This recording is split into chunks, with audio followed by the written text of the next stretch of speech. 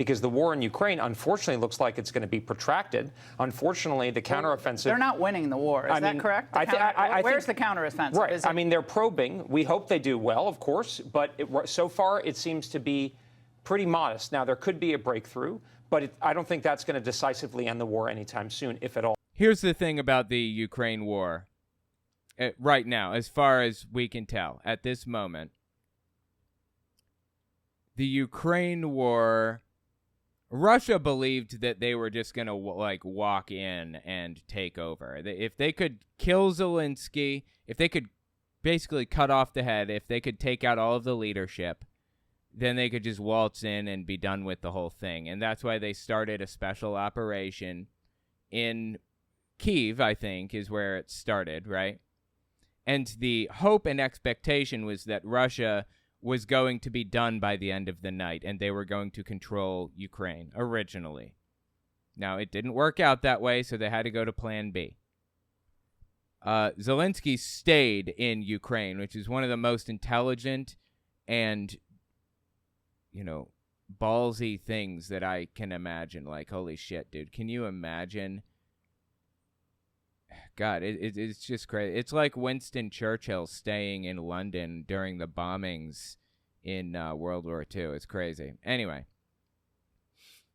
So, very respectable of Zelensky to stay put. And it also probably saved Ukraine for him to have stayed exactly where he was and continue to fight. Now, Russia, when they realized they weren't going to be able to cut off the head, i.e. they were not going to be able to take out the leadership and replace it with their own puppets, they invaded with their full force, with all of their troops, from the Belarus side and from the Russian side. Okay, so this is Ukraine. Hold on, let's see here. Wow, are all these names really in Cyrillic? That's not very helpful. Well, luckily, I think I know where things are. Kharkiv. Okay, yeah. So this is Ukraine. This whole border right here, this is Ukraine. You can see me tracing it with my mouse, right? And this little spot right here, I believe this is Crimea. This spot right here is Crimea, to my knowledge. Somebody with more knowledge can correct me in the comments if I'm wrong on that. And then you go up and, over here is the western part of Ukraine. Now, when the special operation by Russia started, everybody who was important, all of the U.S. diplomats, the Chinese diplomats and everything, they all evacuated to the western part of Ukraine, which is Lviv right here. They evacuated to right here because Kyiv is the capital, and this is where Zelensky is, and this is where Russia was trying to hit. This is where all of the important people are, and again, if they can take out the head, they can replace it with puppets. Belarus is right here. Now, Belarus is basically a puppet state of Russia. Russia is right here. So Ukraine shares most of its border with Belarus and Russia, right? In 2014, Russia came in and took Crimea, this section, what I believe to be this section right here, just took it. Did this military operation the exact same way and simply took Crimea. It was bad, really bad. Not for nothing, but Obama was, he put sanctions on Russia and everything. Did the right thing, tried to punish Russia for taking part of Ukraine like that. Russia didn't say a word about it. It was like, well, that's kind of weird. Russia suddenly doesn't give a shit if we put sanctions on them. Super strange. Wonder why that would be. Turns out, something that it really didn't even take that long to find out. Michael Flynn was in communication with Russia the entire time and basically told Putin through a series of cutouts don't worry about don't worry about the sanctions. I'm Donald Trump's Secretary of Defense right now, or I will be soon, or whatever. If Trump wins, I'll be his Secretary of Defense or whatever. And I've talked to him, and he said once he wins, he's going to lift those sanctions and just let you have Crimea. This is all this is all on record. We are all 100% positive about all of this, every last bit. This is exactly what happened. As a matter of fact, that is what one might refer to as undermining the president. Treason, maybe. You could even call that treason. I would call it treason, in spirit, if not in fact. And Michael Flynn went to prison for doing that. Michael Flynn undermined the authority of the president in favor of Russia, to help Russia. And Russia put their best efforts into making sure that Trump won, because they knew that Michael Flynn had told them, if Trump wins the election, they will lift the sanctions, basically, is what was said. So they did everything they could to make sure Trump won, and they were successful. And that's exactly what happened. So anyways, back to what I was saying. Crimea currently is considered part of Russia at this immediate moment, I believe, but it's supposed to be part of Ukraine. After the military operation in Kyiv failed, where they were trying to cut off the head, if you will, kill all of the leadership and replace them with puppets, when that failed, Russia took all of the troops that were lined up along the Belarusian border and the Russian border, about 100,000 of them somewhere in that vicinity, and they flooded in.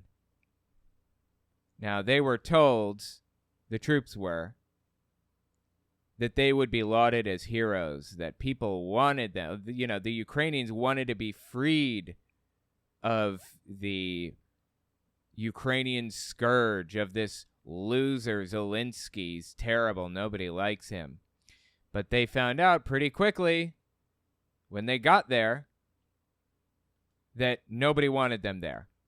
It was an extremely unfriendly terrain.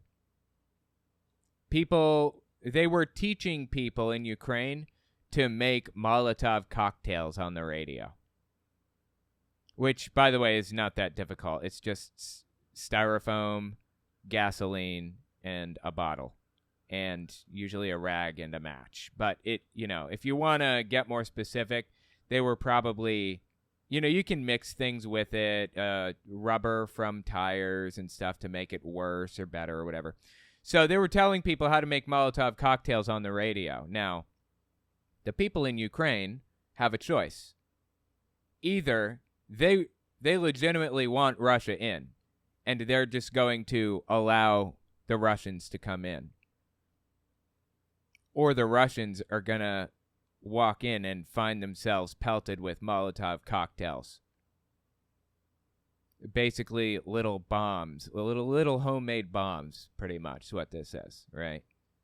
When the Russian forces, all 100,000 of them, flooded in from the Belarusian border and the Russian border all over toward Kyiv, they found out the hard way nobody wanted them there. Ukraine wants to be Ukraine. They don't want to be Russia. They don't want to live under Putin. And they will die rather than live under Putin. They loved Zelensky. He really solidified himself as the leader of Ukraine by staying there, by refusing to leave, by taking videos of himself in Kyiv despite the fact that, there were bombs going off, cruise missiles, air raid sirens, and everything in the background. He really proved himself to the Ukrainian people, and he is about as loved as it gets as a leader now. So anyway, back to the course of the war. After Russia realized that their troops are coming in through Belarus, over the Belarusian border and the Russian border, and they're being met with hatred and scorn and, having Molotov cocktails thrown at them and stuff. they pulled back. The Putin ordered the troops to move back into... Dude, did I just... Okay, no. I thought I destroyed my most powerful weapon here. Why is this... Oh, I didn't realize this. Apparently it has destructive power before it breaks. Okay, anyways.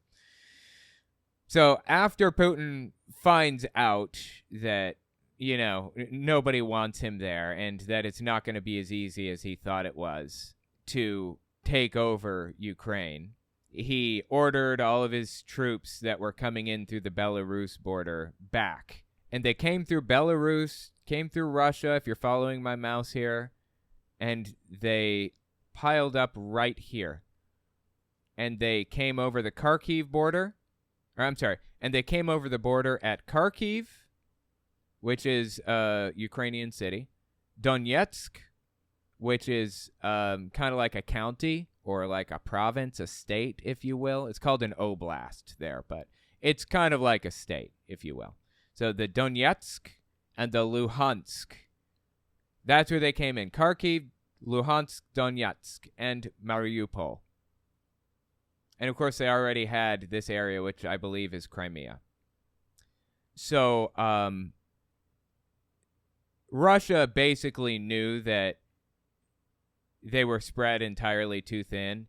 If they had successfully taken Zelensky and the other leaders out and replaced them with puppet dictators, this wouldn't have been a problem. They would have succeeded. But they failed that.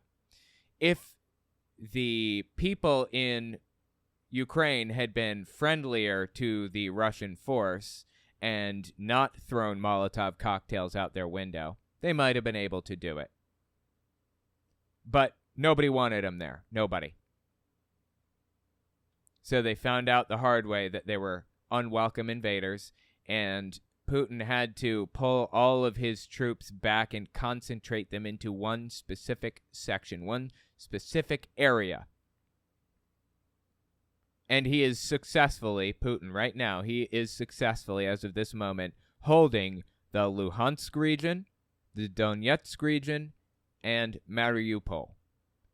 I believe they had to give up on Kharkiv because it was just spreading the army too thin. That's the state of the war right now. And that's kind of, you know, how things played out. I just want to give a little bit of an explanation for, you know, how all of this worked. Now, in all of this stuff that was going on at the time, all of the hubbub, if you will, all of the chaos, pictures being released, certain information being rapidly declassified by the U.S. government to try to prevent Russia from moving forward with some of their plans and things like that. Like at one point, Russia planned to stage a false flag attack where they're going to pretend that there was a bombing in Moscow or that they found a bomb in Moscow. And hell, maybe they'll just set off a bomb in Moscow. Like, why not? You know, that like Putin doesn't give a shit about his people. What he gives a shit about is winning. So anyways, things are being rapidly declassified in that moment. You know, information that we may not have had otherwise. And a picture released of the Belarusian president, Lukashenko, who had just won his election. Conveniently, he's won every election since like the 1990s by like between 75 and 85%, and within that range exactly. It's very obviously rigged. Anyways, he's a puppet of Putin, and this picture of him released by accident of him pointing at a map. I followed, by the way, the reason I'm giving you guys this background is because, you know, Laura Ingraham is talking about Ukraine, so I feel like it's important to give a little bit of background for people watching 5 years in the future. Plus, I studied this war, this Ukraine war, probably closer than, just about as close as a civilian can follow it. So anyways, this is Lukashenko pointing at a map, and basically what this map is depicting is the battle strategy, the original battle strategy that failed. The plan, according to this map, if it's to be believed, was for Russia to go through Kyiv. Hang on. Sorry. The plan was for Russia to come through Belarus and the Russian border over through Kyiv, pass through Kyiv, and go straight to Moldova and take Moldova over also. Moldova is its own separate country that's next to Ukraine. Moldova was on this picture as one of their targets. Holy shit. How did this picture get out? I don't even remember. I think it was an accident. He accidentally posted this picture to Twitter or something. It was so ridiculous and stupid. Anyway. Yeah, the whole war was a mess. So right now, where we stand at this moment in time, as I'm talking, Russia thought they were going to rush the border and just take everything, and it failed miserably. So they had to concentrate their forces in Luhansk, Donetsk, and Mariupol. And that's what they've done. And Crimea, of course. Keep Crimea. And they're holding the line there. But, you know, there's probably going to be fighting there for a long time to come. That being said, it is valuable to the United States to have one of our historic adversaries occupied in a conflict. It's a good thing to have them, like, focused on something else other than building an army and threatening to attack us 24/7. They can't, like, Russia can't possibly, they can talk all the shit that they want, but their threats are as empty as it gets after seeing what they did in Ukraine. They couldn't even take Ukraine. They think they can take America? They think they could take, like, literally anybody? They're not a world superpower. They are weaker than Ukraine, or at least as powerful as Ukraine. Give me a break. It's a joke. Russia is a joke as a military. So anyways, that was a history of Russia. I was talking about it because Laura Ingraham was talking about Russia. And they had Trump's ex-defense secretary on to talk about all this. So that's why I went through, like, the whole history of the war up to this moment.